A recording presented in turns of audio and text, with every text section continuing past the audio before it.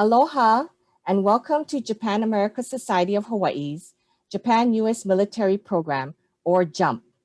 I'm Reina Kaneko, President of the Japan America Society of Hawaii, otherwise known as JASH. We send a big aloha to our audience from all over the state of Hawaii, the continental USA, and Japan. Thank you for joining us today. Before we begin, I would like to go over some housekeeping items. The program today is in Zoom webinar format, which means we will see only the guest speakers on screen. We welcome your questions and will entertain them after the speakers have completed their presentations. Please type your questions into the Q&A box. The chat box is disabled. This is a 1-hour program and we will have a hard stop at 5 p.m. At this time, I would like to acknowledge special guests in the audience. Admiral Tom Fargo, U.S. Navy retired, Commander, U.S. Pacific Command, and former JASH Board Director. Mr. James Kelley, former Assistant Secretary of State, East Asian and Pacific Affairs. And all the way from New Zealand, Ambassador Koichi Ito, Ambassador of Japan to New Zealand, and Mrs. Misako Ito. Thank you for joining us today.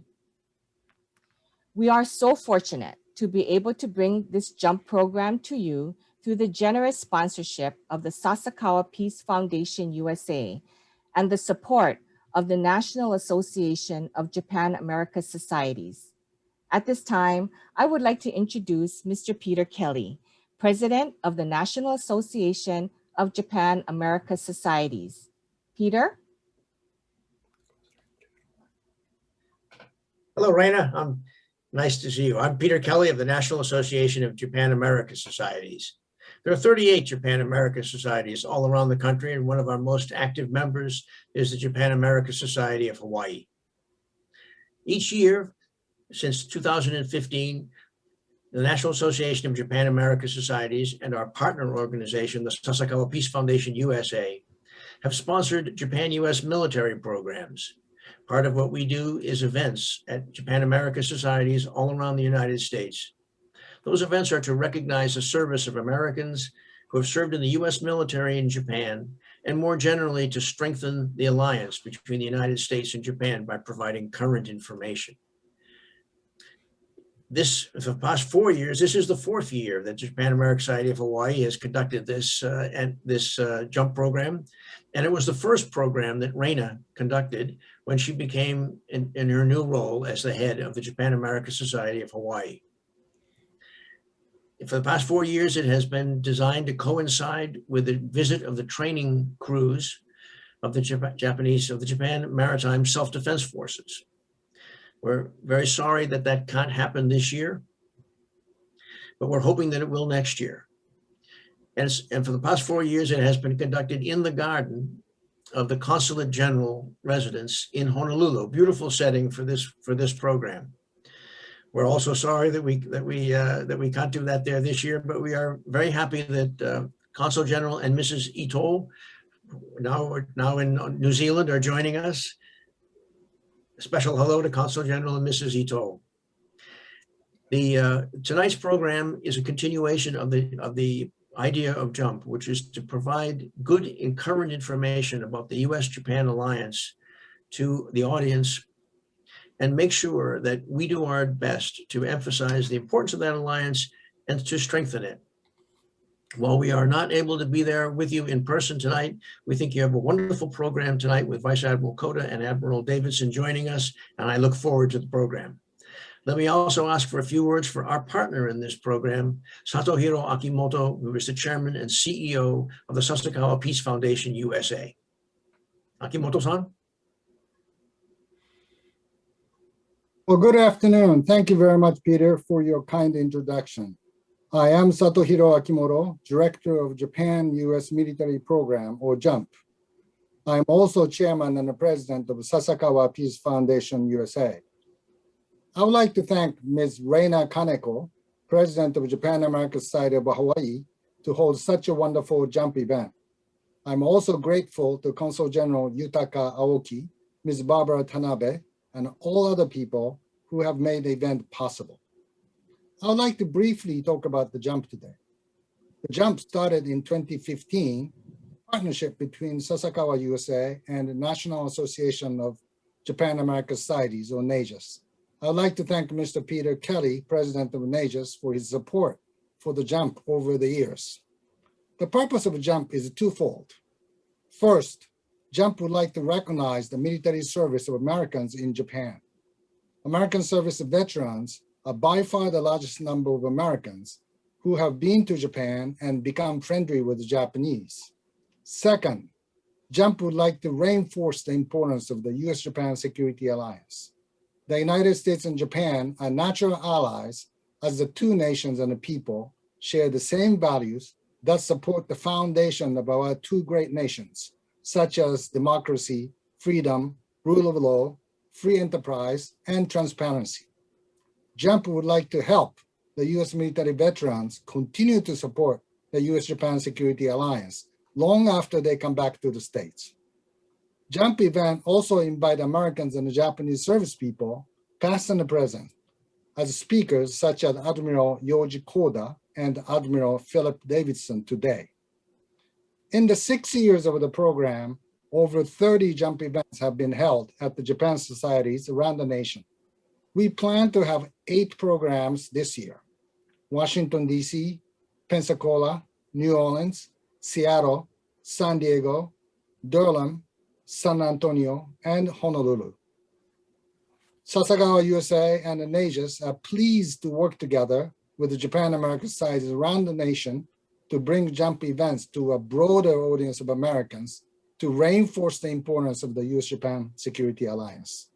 I'd like to say thank you for support, everybody attending today, and also like to send a special thanks to, or hello, to Mr. Jim Kelley and Major General Sugai. Thank you very much.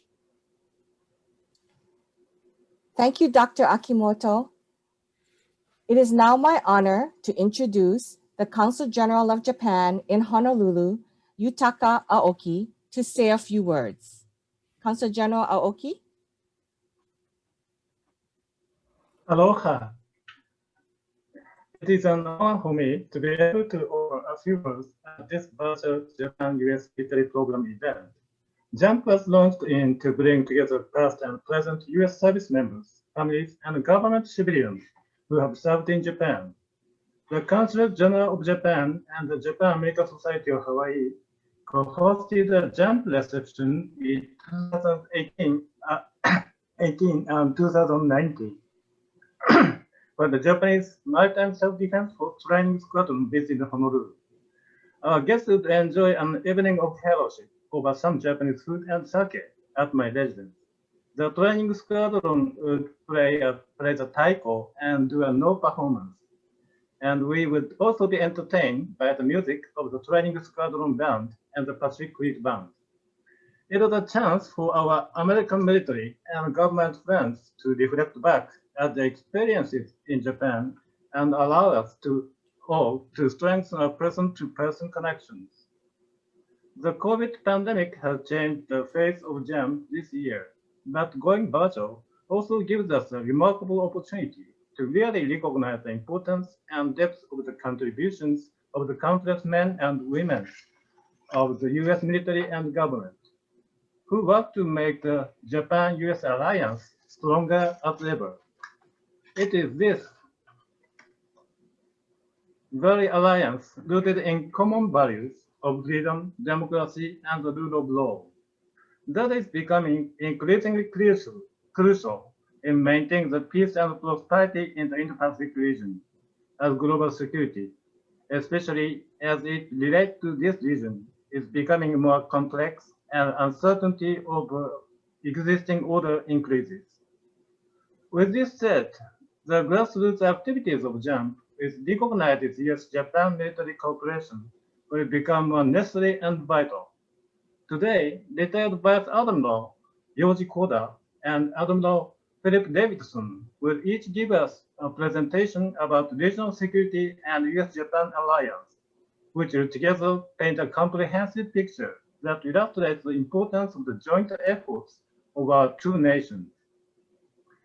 I'd like to close by thanking JASH for hosting today's virtual event and giving all of us joining in today an opportunity to not only to increase our knowledge and insight, but to further strengthen our bonds of friendship with each other. Thank you, and mahalo nui loa. Thank you, Consul General Aoki. Now I would like to introduce our guest speakers and moderator for this afternoon. Admiral Philip Davidson is the 25th Commander of the United States Indo-Pacific Command, USINDOPACOM, America's oldest and largest military combatant command based in Hawaii. USINDOPACOM includes 380,000 soldiers, sailors, Marines, airmen, Coast Guardsmen, and Department of Defense civilians, and is responsible for all U.S. military activities in the Indo-Pacific, covering 36 nations, 14 time zones, and more than 50% of the world's population. Welcome, Admiral Davidson. After retiring from a distinguished career in the Japan Maritime Self-Defense Force, Vice Admiral Yoji Koda is a sought-after speaker, having expertise in maritime power and contemporary security subjects. Vice Admiral Koda writes on maritime affairs and military history.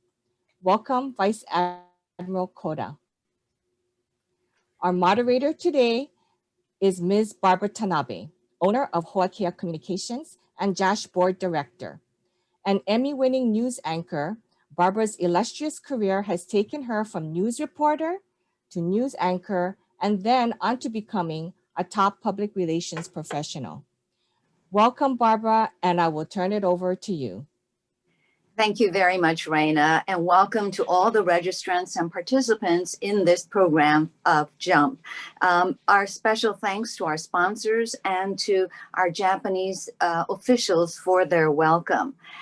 First of all, I want to say this is an outstanding panel. We have the top military executives from Japan and the United States joining us to share their insights. So it is truly an honor to hear the two of them.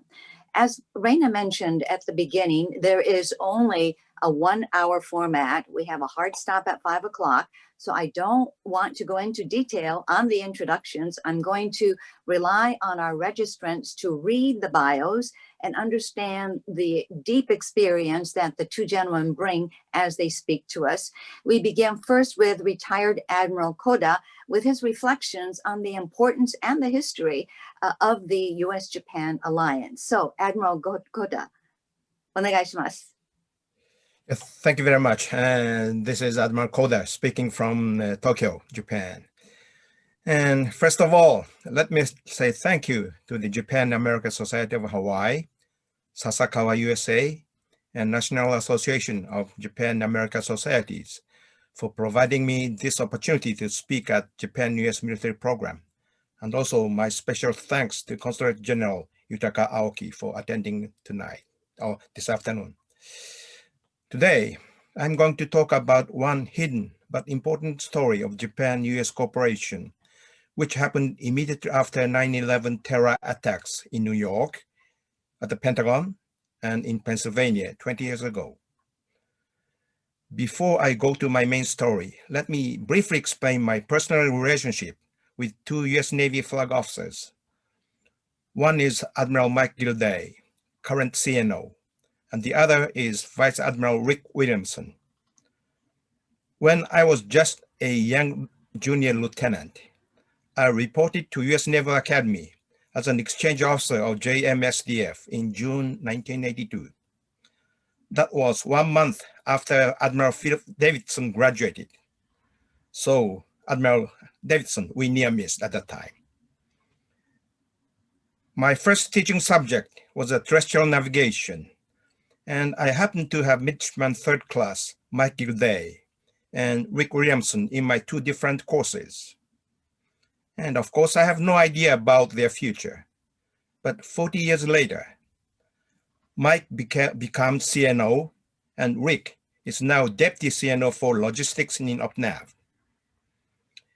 It is my greatest honor and treasure that these two classmates are working together to make U.S. Navy better and stronger for the future. Now, let me bring my story back on track.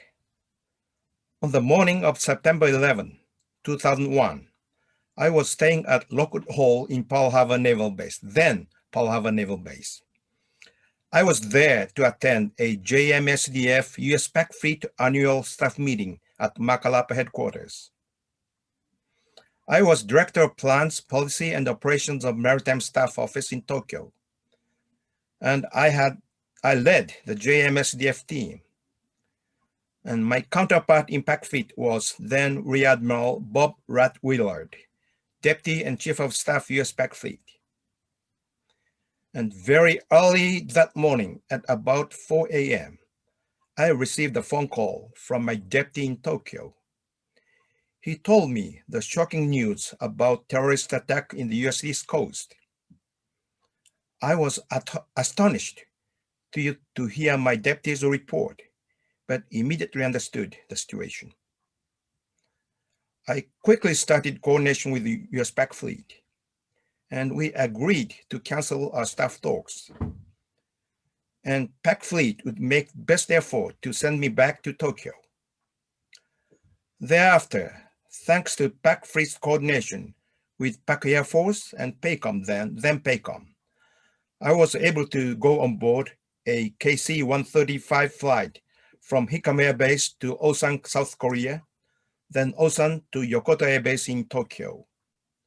As a result, I successfully returned to Ichigaya. Ichigaya is Japan's Pentagon in less than 19 hours after the first terrorist attack in New York City. Then, there were extremely busy days in Tokyo with two major issues for Japan and JSDF to handle. One issue was to provide Japan's national decision makers several ideas about what JSDF can do to support the United States. Prime Minister Koizumi at that time was determined to help the America at any cost and by all possible means, while remaining within the limits of Japan's war-renouncing constitution. The other issue was to prepare JSDF ourselves for possible real-world support to the United States forces, which would be engaged in full-scale combat operations against terrorism in Afghanistan. Based on JSDF's recommendation, Japanese government decided to provide ship's fuel at no cost to coalition naval forces conducting maritime interdiction operations in the Northern Arabian Sea.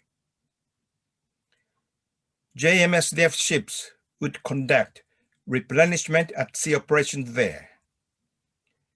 A new anti-terrorism special law, which authorized JMSDF's Indian Ocean logistic support operations, was approved on October 21st, 2001. And the first JMSDF flotilla of 2 supply ships and 3 destroyers deployed from Sasebo, Japan several days later. And another serious alliance challenge emerged during that same period. On September the 14th, I had a sudden phone call from then Commander U.S. Naval Forces Japan, Rear Admiral Robert Church Chaplin. He asked me for JMSDF assistance with U.S. Kitty Hawk's impending breakout departure from Yokosuka. USS Kitty Hawk was in the final phase of large-scale overhaul of ship's propulsion systems, and her sea trials were scheduled to start from September the 21st. Also, U.S. Navy needed to quickly raise Kitty Hawk's combat readiness level in order for it to participate in Operation Enduring Freedom. So it was urgent to conduct her sea trials on schedule.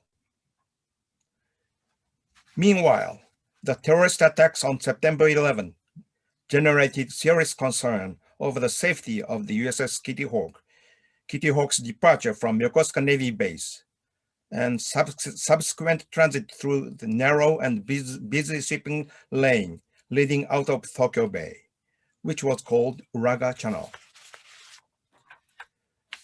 We had less than 1 week to develop a good plan to protect Kitty Hawk. It was clear for both US Navy and JMSDF that the risk of a suicidal air attack on USS Kitty Hawk navigating in Tokyo Bay could not be ignored.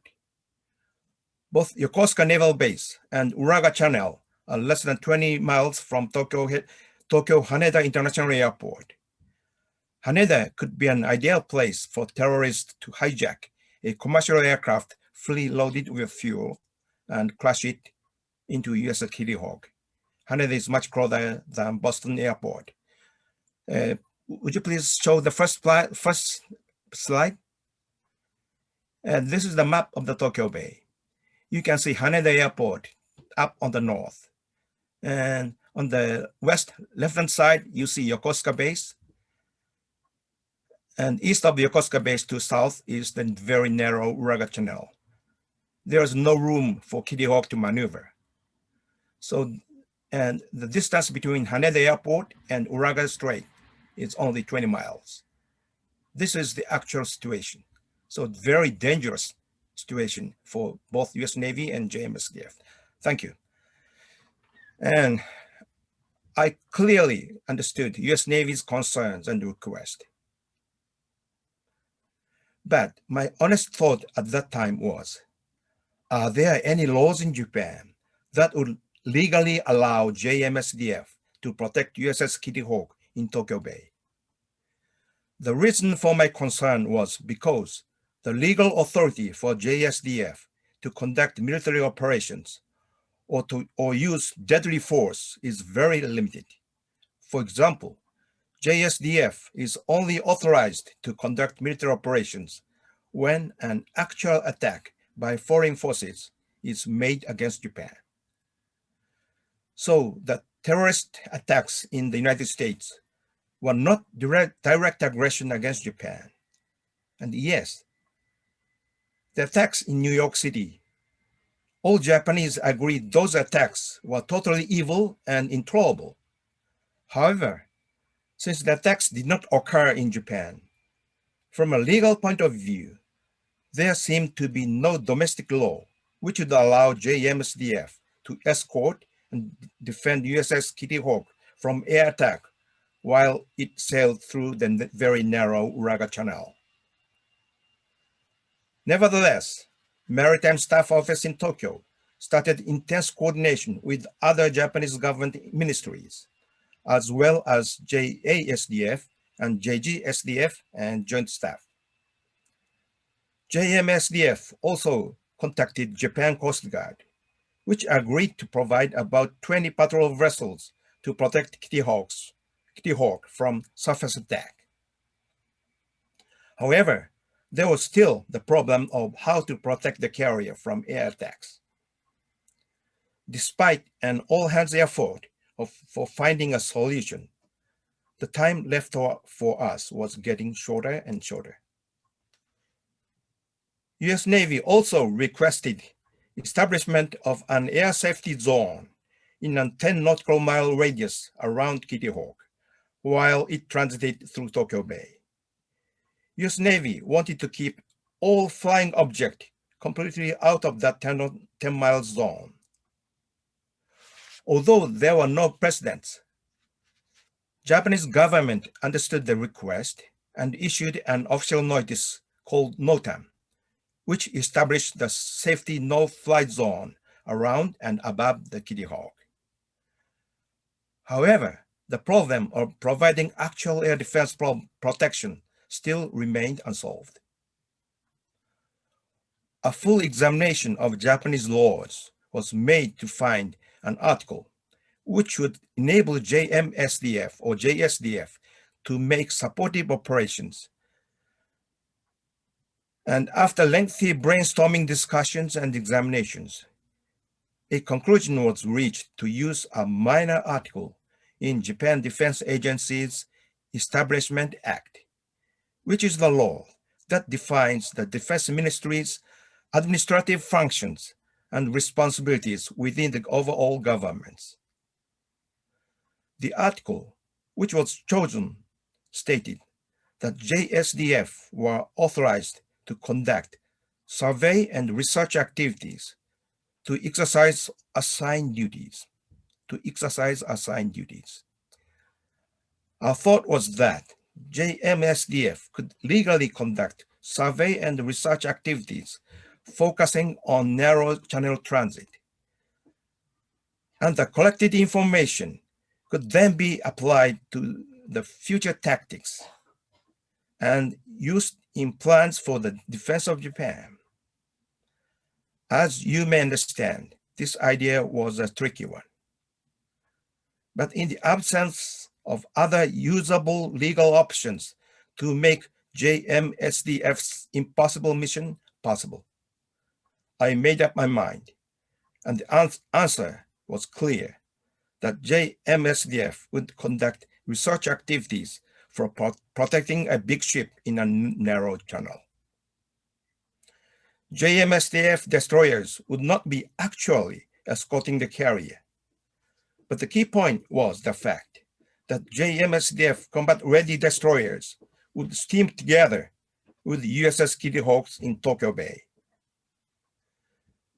This operation would surely send any potential hijack-minded terrorist at Haneda Airport a very clear deterrent signal that their attempt would surely fail because of the anti-air missile armed destroyers sailing with the carrier.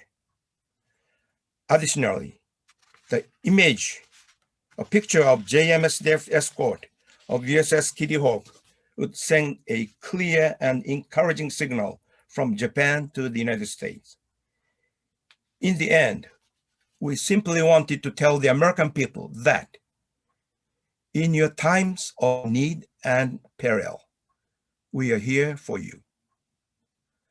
As a result, during the morning of September the 21st, 2001, JMSDF provided 2 destroyers to augment 2 US 7th Fleet destroyers as a screening force.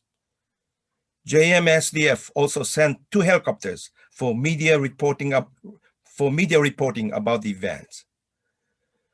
These 2 helicopters were the only flying asset within established no flyover zone. In addition to them, JASDF deployed 1 AWACS air surveillance aircraft off the Tokyo Bay to monitor all air traffic around USS Kitty Hawk. Also, Japan Coast Guard deployed about 20 patrol vessels for security support. After that, USS Kitty Hawk's transit at sea and sea trials was safely and successfully completed. Okay, please show the second picture. And this is the picture of the USS Kitty Hawk sortie out of Yokosuka Naval Base. The front ship is, of course, the Kitty Hawk. And the ship behind the Kitty Hawk is the US Navy destroyer. And the destroyer behind the US Navy ship is the Japanese destroyer. And 2 ships are escorting in front of the Kitty Hawk. And about 20 Coast Guard patrol craft are steaming together around the Kitty Hawk.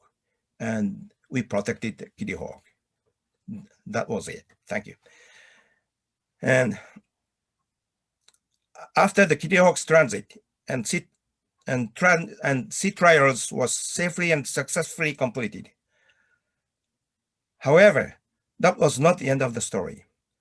Opposition political parties and some media seized upon the tricky way the defense law was interpreted and used to justify the carrier escort operations or carrier escort military operations. They said that JMSDF's maritime staff took excessive and aggressive political actions, and it was proof of an intent to weaken Japanese democracy and ignore the strict rules about civilian control over JSDF. Then they said that Rear Admiral Yoji Koda, Director for Plans and Operations, in particular, was a key person who led this willful and counter-democracy attempt. Thus, I was on the verge of losing my JMSDF career. Of course, there were many supporters from within the Defense Agency and JSDF, but the opposition political parties and media attacks on me were persistent and crafty.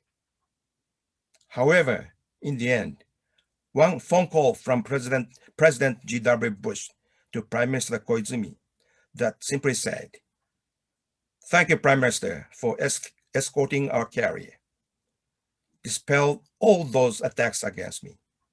So in conclusion, I did every legitimate thing I could to help Japan's friend, the United States. And my attempts were eventually realized through many other people's effort and assistance. Then at the final stage, I got into serious trouble, but was saved by American people and US Navy friends. That was my story today. Thank you very much.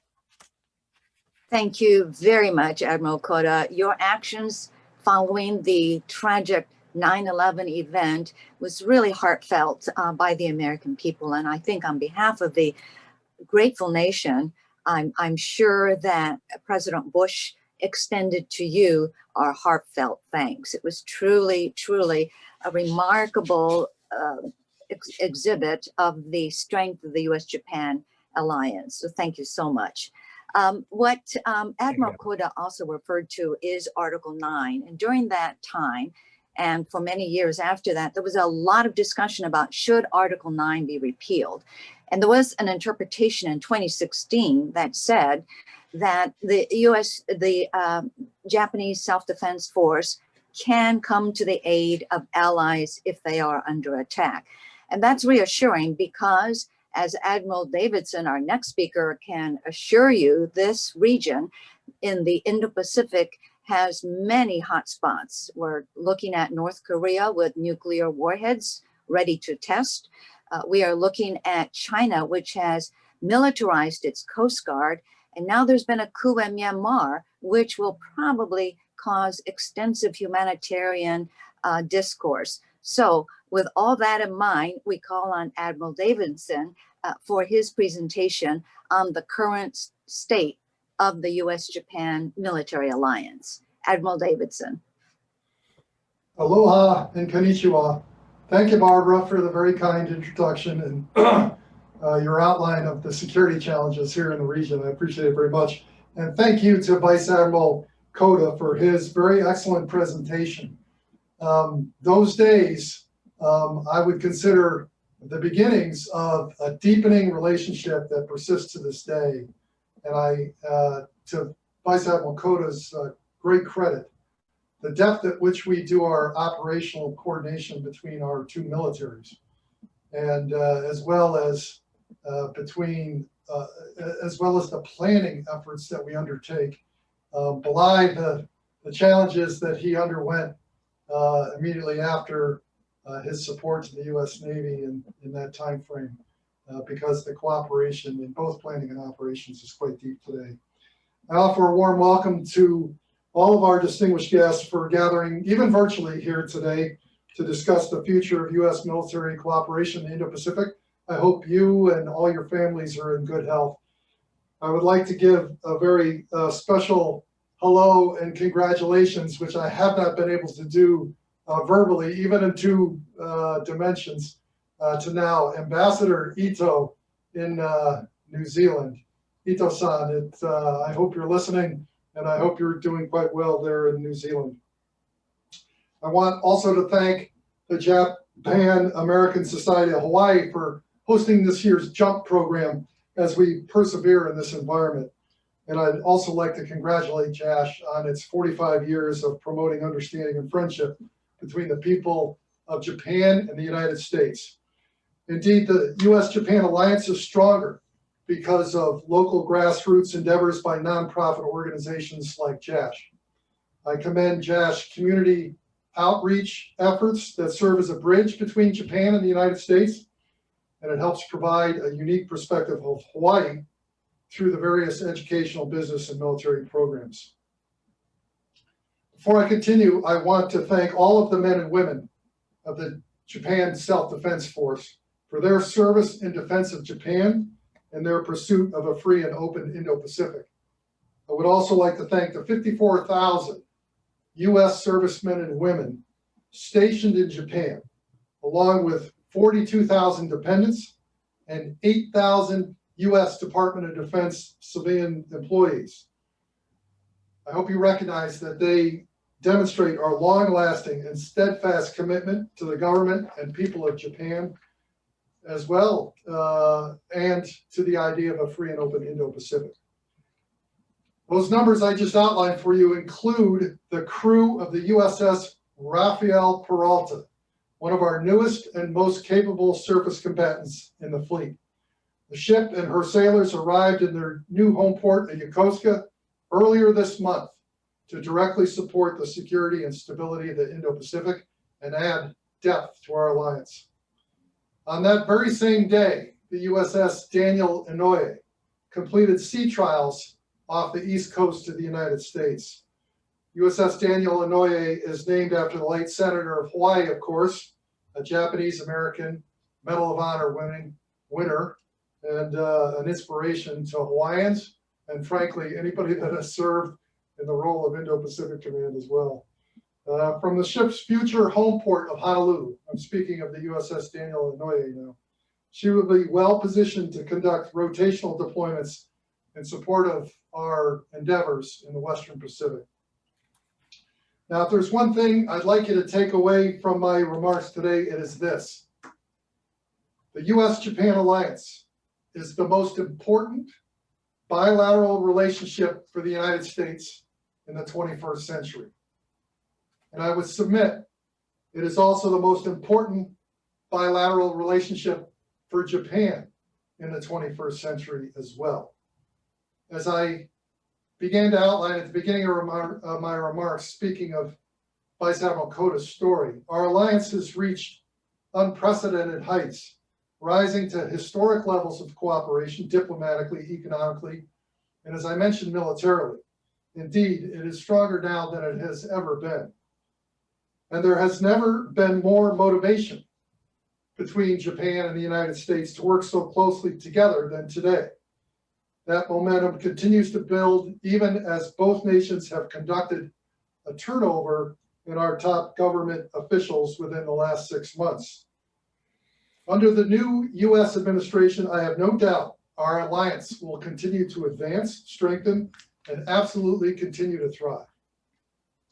During a recent call between Prime Minister Suga and President Biden, they discussed the United States' unwavering commitment to the defense of Japan under our 61-year strong security treaty. And that affirmation included the Senkaku Islands. The president also reaffirmed U.S. commitment to provide extended deterrence to Japan, a foundation of our Treaty of Mutual Cooperation and Security. Similarly, during a phone conversation between Foreign Minister Motegi and U.S. Secretary of State Blinken, our two top diplomats reaffirmed that the U.S.-Japan alliance is the cornerstone of peace, prosperity, and security in the Indo-Pacific region and across the globe. And in one of U.S. Secretary of Defense Austin's first calls in office to Defense Minister Kishi, he reiterated our American commitment to the U.S.-Japan alliance. Secretary Austin also provided reassurance that the U.S. remains opposed to any unilateral attempts to change the status quo in the East China Sea. This is what friends and allies do, and it stands as a clear pledge to Japan and to the region that our bonds in the Indo-Pacific are only growing stronger. You should also know that just a few months ago, I had a phenomenal visit to Tokyo, where I had the honor of calling on Prime Minister Suga, Foreign Minister Motegi, and Defense Minister Kishi. And it was just a few hours ago today that I had a video teleconference with General Yamazaki, the Chief of Defense in Japan, as well as General Milley, our chairman of the Joint Chiefs of Staff in the United States, where we discussed the transition between our two governments, our respective security concerns, and the key items that we're working on together in the months ahead. During each of my engagements with the leaders of Japan these few months ago and today, the resounding theme was that we are stronger together. We are more secure, more prosperous, and more prepared to meet the dynamic security challenges in the Indo-Pacific region. And through my frequent discussions with General Yamazaki, I can assure you that there is incredible alignment between those of us in uniform on the desire to continue to bolster our alliance. The U.S.-Japan alliance is at the very heart of our two nations' vision for a free and open Indo-Pacific and is central to upholding the rules-based international order. The free and open Indo-Pacific vision represents a unified voice upon which the shared values of our alliance are built. Along with the United States and Japan, Australia, New Zealand, India, the UK, France, Canada, and ASEAN, while under the leadership of Indonesia, have now all put forth very similar visions for a free and open Indo-Pacific. In stark contrast to this free and open vision, the Communist Party of China promotes a drastically different value system in terms of governance, trade, human rights, and intellectual property protections. China's pernicious approach to the region includes a whole-of-party effort to coerce, corrupt, and co-opt governments, businesses, organizations, and the people of the Indo-Pacific. An emboldened Communist Party of China seeks to exploit the current global pandemic with increased military aggression throughout the Indo-Pacific. The PLA's aggressive actions in the East China Sea and the South China Sea and provocations throughout the region undermine the rules-based international order. The latest Japan Defense White Paper clearly calls out China's bad behavior. China has relentlessly continued unilateral attempts to change the status quo by coercion in the sea area around the Senkaku Islands, leading to a matter of grave concern, is the quote. This is all part of the Communist Party of China's campaign to supplant the established rules-based international order with a new order, one with Chinese characteristics, one where Chinese national power is more important than international law. Indeed, the Indo-Pacific region is in a strategic competition between a closed and authoritarian Beijing vision and the idea of a free and open Indo-Pacific. I'd like to state firmly, however, that competition and this environment does not necessarily mean conflict. We must be doing everything possible to deter conflict. A resilient network of like-minded allies and partners, led by the United States and Japan, is fundamental to our ability to deter aggression and ensure a free and open Indo-Pacific. The United States' bilateral relationship with Japan will continue to deepen moving forward. Our collaboration gets better and better month by month. US and Japanese forces have a long history of training together, and we value every opportunity to enhance deterrence and response capabilities in all phases, from peacetime to contingency situations. Our alliance has matured to the point where we consistently and routinely conduct exercises and operations related to our mutual defense, emblematic of the trust we place in each other. And our robust bilateral exercise program builds upon our existing joint and combined capabilities. In October of last year, we conducted the bilateral joint exercise Keen Sword, which is held every other year on military installations and in the surrounding waters of Japan. Keen Sword is comprised of maritime operations, amphibious landings, air operations, logistics and resupply efforts, integrated air and missile defense, and cyber and space defensive operations. In the offsetting years from Keen Sword, the Alliance participates in Keen Edge, a command post exercise between the Japan Joint Staff and here at the Indo-Pacific Command headquarters. Keen Edge is designed to increase our combat readiness and the synchronization between the Japanese Self-Defense Force and the U.S. Joint Force to effectively defend Japan or to respond to a regional crisis.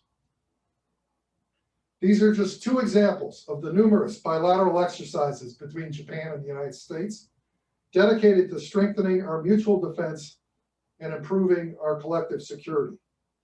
Together, we are also seeking multilateral opportunities to engage, exercise, and operate across the region with other like-minded nations. Japan's continued leadership in implementing United Nations Security Council resolutions regarding North Korea, including steadfast support toward the global effort to prevent ship-to-ship transfers of oil between North Korean vessels and other vessels in violation of UN sanctions. That deserves immense praise from the international community. Indeed, I'm personally grateful for Japan's hosting of the Enforcement Coordination Cell in Yokosuka and its allowance of participation of nations like the United States, the Republic of Korea, Australia, New Zealand, Canada, the United Kingdom, and France, to name the periodic as well as the persistent partners and allies that participate in that effort. Just last October, naval forces from Australia joined Japan and the United States in a naval exercise in the South China Sea as well. This was meant to strengthen cooperation, enhance interoperability, and demonstrate our advanced capabilities. And in the air domain this month, going on now, exercise Cope North combines the air forces from Australia and Japan in an annual exercise in the vicinity of Guam. Cope North focuses on combat air forces, large force employment, and humanitarian assistance and disaster relief training to enhance the interoperability amongst Japanese, US, and Australian forces. Indeed, our Japan, US, Australia trilateral security cooperation underscores the enduring nature of our alliance, our respective alliances, and demonstrates our commitment to security and stability in the region. We are also seeking additional opportunities to work alongside India, independently and collectively, within the framework of the quadrilateral security dialogue. The quad construct between Japan, the US, Australia, and India delivers a diamond of democracy in the Indo-Pacific to harness the strength of our shared values to overcome the emerging security challenges in the region. And just last fall, Australia participated alongside US, Japanese, and Indian forces in the major naval exercise Malabar to bolster maritime security while countering Beijing's influence in the Indo-Pacific. It is not an exaggeration to say that US forces and the Japanese Self-Defense Forces conduct combined operations and training events almost every single day of the year. And going forward, we will continue to increase the frequency, the intensity, the complexity, and the scale, as well as the geographic reach of these activities. We will continue to capitalize on foreign military sales, information sharing agreements, key leader engagements, and liaison officer opportunities to advance our interoperability and enhance our capabilities and our coordination in this competition. In closing, I'm optimistic about our future in the region, the future of our alliance, our bilateral alliance, absolutely, and the future of global security because of our shared values, our mutual trust, and our commitment to one another, as evidenced by Vice Admiral Koda's historic example of earlier this century, and that commitment to a free and open Indo-Pacific. So I thank you all for your time today and for your support of this vital alliance between the United States and Japan. May God bless the great state of Hawaii, the wonderful nation of Japan, the United States of America, and may our alliance continue to be a cornerstone of peace and security in the 21st century. Thank you, Barbara. I appreciate the time today. Thank you very much, Admiral Davidson, for a very comprehensive review of some of the challenges in the Indo-Pacific region. Thank you very much, Admiral Davidson and Vice Admiral Koda. This has been a very stimulating and insightful discussion. I turn it over now back to Raina, but thank you, gentlemen. Thank you, Barbara, and thank you very much, Admiral Davidson and Vice Admiral Koda, for being our guest speakers today. We really appreciate the time and the thought that you put in to your remarks. So thank you so much for educating our audience. Domo arigato, and thank you for attending today's JASH Jump program. If you enjoy programs like these, please consider becoming a JASH member by registering at our website, www.jashhawaii.org. If you're already a member of JASH, please consider making a one-time tax-deductible donation so that we may continue to offer these types of programs to you. Our next program, a public affairs program, is Japan Currents, which is coming up next Wednesday, February 24th from 3:30 to 5 p.m. The topic, COVID-19 recovery, public health and resumption of travel. And our guest speakers on public health will be Lieutenant Governor Josh Green and Dr. Norio Omagari, Director of Disease Control and Prevention Center of the National Center for Global Health and Medicine in Japan. Our guest speakers on travel will be John DeFries, President and CEO of the Hawaii Tourism Authority, and Eric Takahata, Managing Director of Hawaii Tourism Japan. Thank you again, everyone, for joining us today. Thank you, Admiral Davidson and Admiral Koda, and thank you, Barbara. And we look forward to seeing all of you next week on February 24th. Please join us. Thank you and have a great evening. Thank you very much. Thank you.